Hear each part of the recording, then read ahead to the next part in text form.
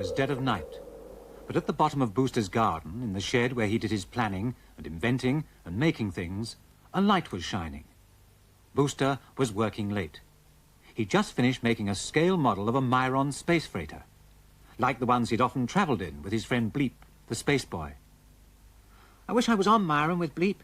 It's ages since I've seen him, Booster was thinking, when suddenly he heard a familiar sound. It came from the old radio on Booster's workbench, and then he heard Bleep's voice through the static. Bleep calling Booster on Earth. Bleep calling Booster on Earth. Come in, please. Booster grabbed the microphone.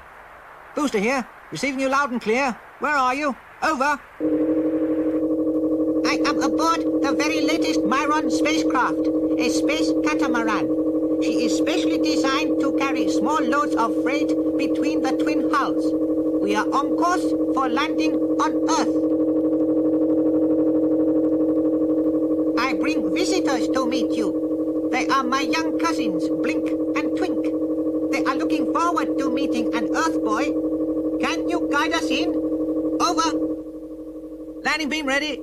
Roger and out, answered Booster, and he hurried out into the garden with his powerful torch. Quickly, he switched it on, sending a beam of light probing the night sky.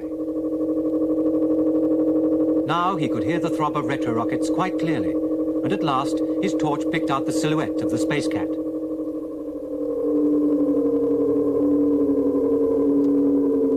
It was like no spacecraft Booster had ever seen before, with its two distinctive hulls, each with its own cabin, and joined together by an overhead freight carrier.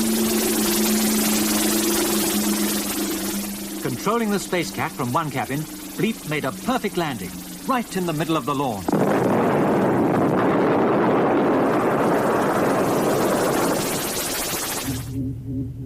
Greetings from Myron, called Bleep, and as he climbed out, Booster came running towards him. Please meet my cousins. This is Twink. Hello. Hello, Twink, said Booster, shaking hands. And this is Blink. Hello. Hello, Blink. What is Earth food like? I am hungry. Come in and try it. I've got some sausage rolls in my workshop. As the cousins rushed into the shed, Blink spotted the model space freighter. Why, it is a Myron spaceship, he cried. Does it fly?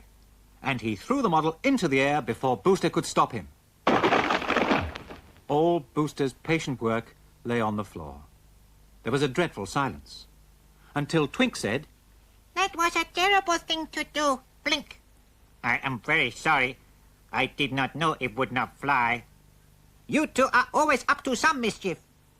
Never mind, said Booster, although really he minded very much. I know. How about a trip in our Space Cat to make up for it? Said Bleep.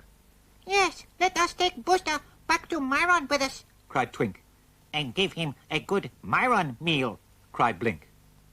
And as Booster reached for his spacesuit and boots, he began to feel better already. Bleep handed him his helmet. You will like the Space Cat. They went out into the garden and hurried towards the Space Cat that stood gleaming in the starlight. There was a feeling of adventure in the air, and Booster felt very excited as they climbed aboard. Bleep and Booster in one cabin, and Twink and Blink in the other. All set! Called Bleep over the intercom, and his fingers reached for the starter control. Stand by for blast-off!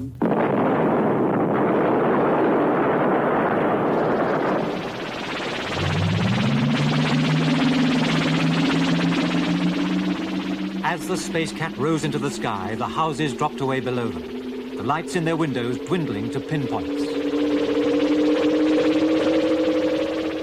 A final boost, and they reached escape velocity, heading into the limitless regions of outer space.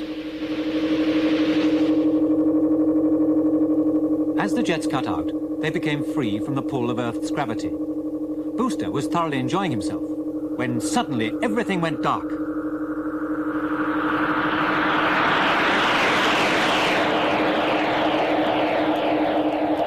We have run into a meteor shower. Any minute the hulls may be punctured by a flying particle. Just then, the light returned. We're through, cried Booster, but Bleep still struggled with the controls. They are not working. Look over there. A planet dead ahead. Booster, we are on a collision course.